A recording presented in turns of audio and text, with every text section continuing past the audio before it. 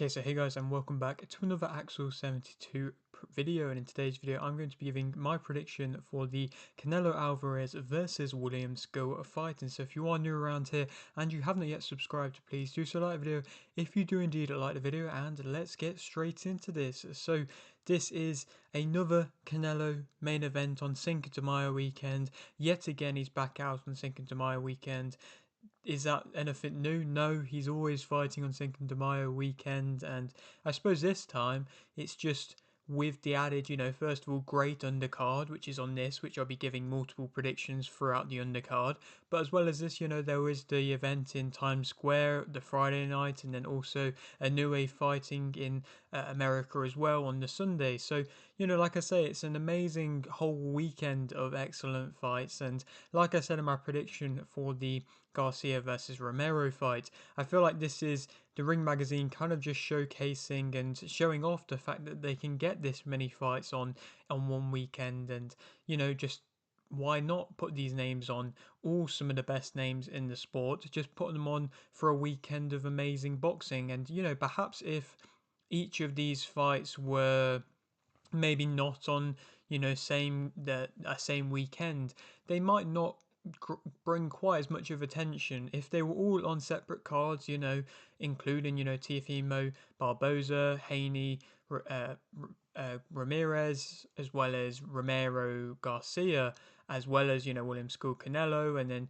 Inoue Cardenas. If they were all on different cards on a different weekends, then they wouldn't really bring as much eyes and they wouldn't really bring as much interest. And so I feel like this is definitely, like I say, the Ring magazine somewhat just showing off the fact that they can have all these great names on, but also creating more hype because of the events. Perhaps, like I say, if they were just individually promoted, they wouldn't be getting as much attention. And it's the same for this fight as well. This fight is a necessary fight because it is going to reclaim, well, if Canelo wins, undisputed for himself. But it's also, a fight in which does set up a huge fight as well. Similar to that of Garcia versus Romero and Haney versus Ramirez. That sets up the huge rematch between Haney and Garcia, but this, of course, sets up the huge fight, which is kind of already set in around September time for Canelo versus Crawford. Of course, there's a lot of, I don't necessarily know what the right word is, but I don't know if everybody kind of agrees with this as a fight, Canelo and Crawford, because of course, the huge weight difference. But realistically, what we've seen from just this last weekend with Conor Benn and Chris Eubank, there's not really too much of a weight difference because, I mean, of course, Canelo's quite a big super middleweight, and Crawford is like a super welterweight who, he's been having this time to bulk up, and I don't think Canelo is going to have to cut down too much, but it will be interesting to see exactly what weight this is going to be at, if they do fight, because, like I say, it's a bit of an interesting one. It's going to be difficult for them to both be in the same kind of weight range, but nonetheless, like I say, it's a massive fight, and this fight is a, stepping stone type of fight, and as we've seen plenty of times in boxing, it doesn't always, it's not always that easy. We don't always get one fight to then set up this huge fight, and then sometimes there's problems. Sometimes that fighter loses. Sometimes maybe they'll get a really bad injury or something like that, and it's definitely risky. But I feel like the undisputed titles had to be on the line for Canelo versus Crawford. So, and I think His Excellency realised that as well. So that's why they made the William Scull fight. Scull obviously got himself in a position where he was going to get ordered by the IBF. Of course, the IBF have been ordering very quickly fighters to, go on to fight and to get world title fights before perhaps they're even deserving. They just ordered Chisora to fight Daniel Dubois. Of course, Usyk's fighting Dubois now, but that was ordered so quickly, and also like it's just not necessary. I feel like an IBF should be ordered if the champion is not fighting after, at least maybe like a few months or, something like that. It shouldn't be the case where they just get ordered straight away, or, it's murky waters, but, I just don't agree with the IBF stripping fighters, just like they've stripped Usyk, just like they've stripped Canelo, just for just because they have a fighter which has come up and, I don't even know if necessarily deserved a world title shot in William Scull, because he hasn't really fought any of the other major names in the super middleweight division, and it's a good division. It's a pretty stacked division. There's names such as, guys on this card like Bruno Surace and Jaime Munguia, other names as well, Caleb Plant, Diego Pacheco, Bealey, Iglesias, multiple different names that could have been fought by William Scull to then get himself into a then position to be able to be in line for a world title, and Canelo to probably accept that. But instead the IBF kind of shoves in and pushes aside Canelo and makes him vacate, and then puts in Scull versus Shishkin, which was, again, a fight in which nobody wanted to see for a world title and definitely didn't warrant a world title, but we obviously saw it. It wasn't a nice, realistically good, entertaining boxing fight. It was quite a boring, slow fight where, Scull is very defensively minded. I feel like that's not necessarily a bad thing. I think it could definitely perhaps caused Canelo problems, but in the fight versus Shishkin, it just kind of meant that not really too much was happening. There was little back and forths at times, but a lot of the time it just led to clinching by one fight or the other. Scull showed that he can't really fight on the inside that well. Even he got rocked a little bit by a jab by Shishkin into the last round, but other than that, he moved around quite well, kept his jab going consistently, landed some nice, shots. He was boxing relatively well.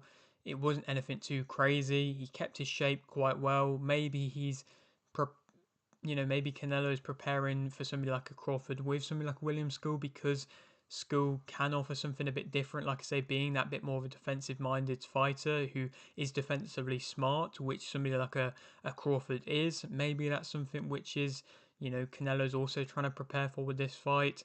But, like I say, it's not an entertaining type of style. Obviously, it's been a little while since we've seen Canelo in and against an opponent who has been more of that defensive minded type of fighter. In recent times, what he's fought Charlo, Munguia, and Balanga, and they've all been quite attacking minded fighters. I mean, Charlo kind of wilted quite early on, but both Balanga and Munguia as well were both willing to come on and to try and be aggressive and to try and push the tempo, as the young kind of powerful punchers who are unbeaten were trying to do. But then obviously, Canelo was able to wilt them down and was able to win after hurting them early. As he hurt them early, then maybe cruised off for a few rounds. I think perhaps he might be slowing down, but it's not necessarily in a bad way. A lot of fighters, when they are on the latter side of their career, of course they slow down. That doesn't necessarily mean it's a bad thing. When you have as much talent and just IQ and knowledge of boxing as somebody like a Canelo does, he can slow down and afford to slow down because he knows how to, defend shots and how to catch shots and how to respond, and he can set up his traps whilst being on the inside and whilst pushing you back. The only thing that might be interesting for this fight is if he can't cut off the ring and close down the ring. He's normally very good at cutting off the ring, but if he can't do that and he can't slow down Scull, who I don't believe will just sit on the ropes the entire fight, then he might start to, slow down even more from what we've seen from him before. That could be something a bit different. That's when Scull might be able to have a little bits of success. Of course, this is, like I say, for the undisputed super middleweight titles, that being IBF, WBC, WBA, and WBO titles. Who wins? I think that Canelo wins via TKO in round 7. I think he's just going to get Scull, and I think Scull is quite one-dimensional in his offense. I don't think his jab is really anything too crazy, and that's one of the main weapons in which he keeps out. I think Shishkin was just a bit reluctant to try and commit too much because his inside game wasn't anything too good either, but Canelo has excellent, of course, world-recognised inside fighting ability, where I believe he'll be able to get past the jab of William Scull, within the first couple of rounds relatively easily and work him out and suss him out. And then, like I say, I do believe he's going to be able to close out the ring and be able to close out the fight then. And like I say, Scull, I think, got hurt later on in the fight against Shishkin just from a jab, so I think he could definitely get hurt if he gets caught with the right shot, and I think Canelo is going to be able to set up traps quite easily against somebody like a Scull, who I do just not believe is at the similar or same kind of skill level as that of Canelo. And Canelo could obviously easily overlook this opponent and think about a next fight, but something which fills me with confidence is the fact that he's been in this position multiple times, experience in which he has against, fighters who maybe have been seen as the fight before the fight. He's had that on multiple occasions, even looking back to maybe like when he fought Liam Smith. Liam Smith was a fellow world champion as well, but everybody was talking about Gennady Golovkin. Everybody was kind of overlooking Liam Smith as an opponent, realistically, even though he was unbeaten as well.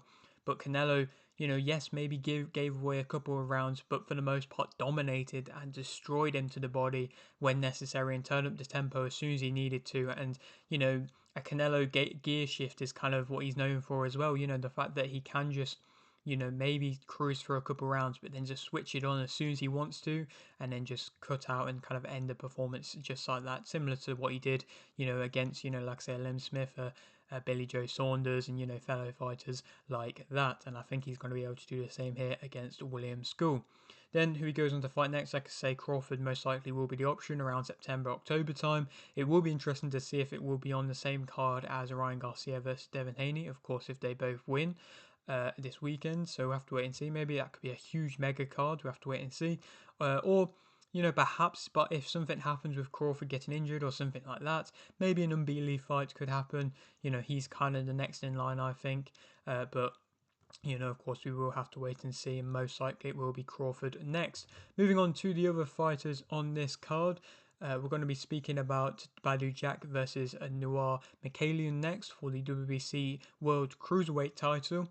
This is a fight in which has been kind of there to be made for ages, but it's just never really happened. It's two fighters who have been probably the most inactive of fighters in World Championship kind of level. It's Badou Jack, who hasn't fought since February 2023 on the Jake Paul versus Tommy Fury undercard, which seems like an eternity ago, and Mikaelian, who fought a little bit later on against Makabu as well, and it was still in 2023, I think about maybe like summer 2023, and so like I say, that was a long time ago still as well, and that was on a Don King card, and Don King seemingly promotes Mikaelian, and seemingly I don't necessarily know if he's that he's always been a money guy, and you've got to understand the business side of things for him, and he's probably not going to wanted to put in one of his only world champions that he's got left into a fight against anybody if it's going to risk perhaps a huge payday. And so of course it was meant to be Badou Jack versus Ryan Rizicki, but it's no surprise that when Rizicki pulled out, the champion in recess, which is the more made sense type of fight in Mikaelian, who has been avoiding fighting Rizicki on multiple occasions. He's been scheduled to fight him, and on multiple occasions he's pulled out through injury. It's no surprise that just when the money's come around and the Saudi interest has come around, Mikaelian has suddenly been able to fight and is all good to fight, to step in on relatively, short notice. It's an interesting one, and I don't think it really comes as too much of a surprise in that aspect. But nonetheless, Mikaelian, champion in recess, is finally fighting the actual champion in Badou Jack. Badou Jack has had a great career. I mean, a three-time world champion is nothing short of a massive achievement. He's not always had the best of performances against some top guys. I mean, he beat George Groves just about. He fought James DeGale, I believe. He'd had a few draws. Like I say, he fought Butte that went and ended up being a disqualification win for him, but that was a draw before. Like I say, seemingly draw most times in which he's had major step ups. He's not been able to stop any kind of major fighter. Makabu was probably his best stoppage victory, and he's yes a three-time world champion, but perhaps it's against the opponents in which he's maybe been able to pick and choose against, or maybe he's just not been able to get the kind of opportunities in recent times at least. But of course, being 41 years of age and still a world champion, I believe he is the oldest world champion around at the moment, and like I say, he's been holding on to his belt. The cruiserweight division has kind of moved on without the likes of Badou Jack and Mikaelian because of how long they've just been sat around waiting. I feel bad for somebody like a Ryan Rizicki who must be distraught having to pull out of the fight versus Badou Jack because, like I say, he'd been ordered to fight Mikaelian and has been meant to fight Mikaelian on multiple occasions, and he's had Mikaelian pull out of the fights, but then when the big opportunity against Badou Jack's come around, Riziki's had to pull out for injury. So like I say, he must be distraught because he's the one that's probably been frustrated and had the toughest run of things because of the division being held up on the WBC side of things, if that makes sense. But of course, like I say, now it's actually going to be finally moving along. It seems like both of these fighters are now willing to fight with Saudi, and the winner of this at least will get rid of the other one from being a world champion. So at least that's something, and Riziki will probably slide in there, even though Riziki might not be the best of fighters. It will be a deserved still world championship fighter for what I believe. But for a fight, this is an interesting contest. I mean, like I say, they both fought the same opponent last time out in Makabu. Makabu did look a lot better and a lot fresher against Badou Jack than what he did versus Mikaelian. Against Mikaelian, he looked awful. He looked very weak. He looked like he couldn't really take any sort of punches or punishment. Mikaelian didn't even really seem to land with much, and he was still getting, really, really badly hurt. Makabu. So Badou Jack has been able to have success, like I say, with certain fighters and fighting at the cruiserweight division against Mikaelian. I do believe that Badou Jack's going to be able to stop him, and I do believe he's going to be able to stop him in round 9. I don't really rate Mikaelian that much. I don't think he's really the best of fighters. I don't, he lost to Briadis unanimously, and other than that, he hasn't really fought anybody else of note other than Makabu, who, like I say, was really not the best at at that time. And so I think Badou Jack's going to be able to walk him down, going to be able to pretty much land whatever he wants. I think Mikaelian's quite a, too far away type of fighter who never really wants to get in exchanges. And, Badou Jack's going to be able to walk him down. And this is most definitely the easiest fight for which I feel like Badou Jack could have at this point in his career, still being a world champion. And I think, at 41 years of age, you've got to give Badou Jack credit. I still believe he's going to be able to, use his power. Of course, the power is the last thing that goes to be able to stop Mikaelian in round 9. Then who he goes on to fight next, of course, Riziki probably will be the option. That was the fight that was meant to happen. Or, I would love to see Optai versus Ramirez. The winner of that could fight something like a Badou Jack, but that might take a little while. So it depends if Badou Jack wants to wait around for a huge payday out of the winner of them two. He might be wanting to do that, to be fair. Or something like a Billum Smith could be a good option. Of course, Billum Smith had a good win against Brandon Glanton this last weekend, so perhaps that could be an option as well. Moving on to now speak about the rematch in Jaime Munguia versus Bruno Surace. This is coming after the first fight where Bruno Surace caused one of the upsets, if not the upset of the year last year, where he went and stopped Jaime Munguia. Surace had hardly knocked out any of his opponents or really caused too much damage to his opponents in the lead up, and they were on paper much lesser opposition than that of Munguia. But out of nowhere in the 6th round, he managed to catch Munguia with a shot after being dropped himself, Bruno Surace, and then was able to cause some damage, enough so to be able to get that one-punch knockout victory, which, like I say, surprised everybody. It was a homecoming fight for Munguia. It was meant to be a big celebration of, like I say, all that he's achieved in his career so far, to be able to come back and have a big win and just be able to celebrate in front of his home crowd. But he didn't get that. Surace upset the party, coming in as the away fighter. Like I say, already being knocked down once in the 2nd round, and then, in that 6th round was able to cause that huge dramatic upset and create a bit of a name for himself. For this rematch, though, it will be intriguing to see what kind of version of both fighters, of course, we get. Jaime Munguia, I would like to see him being a bit more switched on. I think he was defensively not as switched on in that first fight. I think he was definitely thinking he could just walk through Surace. He was just stood in front of him throughout a lot of the fight, and that's where inevitably he did get caught. Surace was boxing a little bit differently to perhaps how we have ever seen him before. Yes, he was sitting up on the ropes, but he was just continuously loading up on shots to then, try and fire out that big singular shot. It's not a strategy in which most fighters would recommend, but it's a strategy that seemed to work, of course, for him, and was able to get the stoppage from doing that. But is that going to work again? Is Munguia going to be able to see that coming this time? I think I would like to see, a more, like I say, a more switched on Munguia.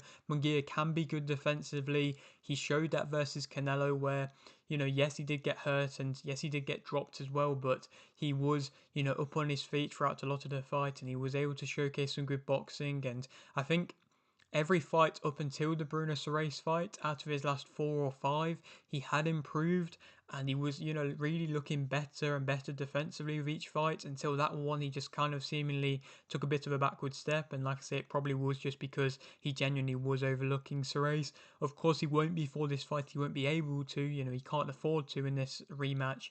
I do think that Munguia is going to be able to win. I think he's going to be able to win by unanimous decision. I think he's going to be able to exercise the demons. He perhaps could drop Surace again, but I think Surace is going to be able to hold on. I don't think he's going to be able to cause as much damage to Munguia as he did in the first fight, Surace. I think he might be perhaps loading up on his shots again, but I think if he is going to be just sitting up against the ropes, then he is just going to get continuously caught off with shots. I would just like to see Munguia being that bit more defensively responsible, because you can see Bruno Surace when he is just loading up on shots, and you can see it coming, you can predict it. And if Munguia is a bit lighter on his feet, being aggressive perhaps even later on into the fight and just coming in spurts in and out and not being too selfish or too greedy, then he can have success and, like I say, win by unanimous decision. Then who he could go on to fight next, he is still a huge name in the super middleweight division. To get himself back into the mix, he could fight the winner of Berlanga versus Shiraz. I think that's a good contest and could be made into a good fight. Of course, Berlanga versus Munguia was the fight that everybody was wanting to see instead of Munguia versus Surace, because they've both, of course, fought Canelo and then, of course, lost in kind of similar fashion. So that could still be a good fight if he beats Shiraz, of course. Or Pacheco is meant to be fighting Macumbi, so maybe the winner of that, perhaps Pacheco, if he wins, he could get finally a big fight against the Munguia, because we're probably going to have to be waiting around a while for Canelo to want to defend again his belts in the super middleweight division. Or a Caleb Plant, that could be a good option as well. I don't realistically know what's going on with him. Perhaps he's just waiting for another big fight, and that could be an excellent big fight as well. And like I say, with Riyadh season involved, that could get Plant to fight on a Riyadh season show. Moving on to the final fight in which I'm going to be speaking about on this card, being F.A. Ajagba versus Martin Bakole. This was, of course, scheduled to happen quite a while ago and was talked about happening a while ago before Martin Bakole went in to fight Joseph Parker, and this was set to be an IBF World Title Eliminator. Since then, of course, Bakole went to fight Parker on short notice, got stopped in the first or second round, and then, Chisora was made IBF mandatory by some crazy reason. He was put as IBF mandatory instead, and now that world title mandatory isn't put on for this fight, but this fight is still going ahead. I feel like everybody was kind of expecting, no matter what happened with Bakole versus Parker, that this fight would still happen, because it's still a fight that makes sense to happen. Bakole, of course, got knocked out badly in that fight, but he was coming in on very short notice. His weight really didn't look the best, and I think against an explosive fighter like Parker, it was always going to be difficult for Bakole to be able to, slow him down. But against a slower fighter who, perhaps isn't as dynamic as somebody like a Parker, this fight could definitely favour somebody more like a Bakole. I think Bakole's in better shape. I don't think he's, ever going to be coming in with a crazy big six-pack or anything like that, but I think he is going to be in better shape, and I think he is going to win via KO in round 3. I could see him going and stopping Ajagba quite easily. Ajagba had some problems against Villanello whenever Villanello came on the front foot, but I think with Bakole, he does have this kind of unique style, which, is perhaps similar to an extent of like a George Foreman at times, especially a George Foreman that came in on the latter side of his career when he was able to become world champion late, where he was just kind of pit-pattering shots, but still had enough power in them, small shots. He really didn't need to load up, and he had the speed in hand, which kind of caught opponents off guard. And I think Bakole has that, and he can definitely cause some problems to Ajagba, who realistically, might be able to have bits of success with the jab, but if it gets in close at any point, which I feel like it will, especially within the first few rounds, and, a file up Martin Bakole as well, I just don't see Ajagba being able to do too much. I don't think Ajagba has the best of power. I don't think he sets up his shots that well. I think he has a solid jab, but other than that, he brings his punches back relatively nice, and he goes back to a set position relatively well, but he's just very limited and predictable, and in general, like I say, I think Bakole is a better world kind of level fighter, and I think Ajagba's going to get shown up. And I don't realistically think any of the top rank heavyweights at the moment are the best. Realistically, you think about who around is there for top ranked. Jalolov I think has the potential to be an excellent fighter in the heavyweight scene. He's just, of course, still doing his thing with the amateurs, winning Olympic gold again, and he's doing his own little thing. Had his last fight out in Kazakhstan, and so we don't really know what's going on with him. But other than that, a Richard Torres I don't think's the best. Jared Anderson made his return and didn't look amazing. And I feel like there isn't really loads in the heavyweight kind of division good coming out to top rank, and I don't think Ajagba is going to be that guy to be able to bring it through. So yeah, like I say, Bakole I think he's going to be able to win via KO in round 3.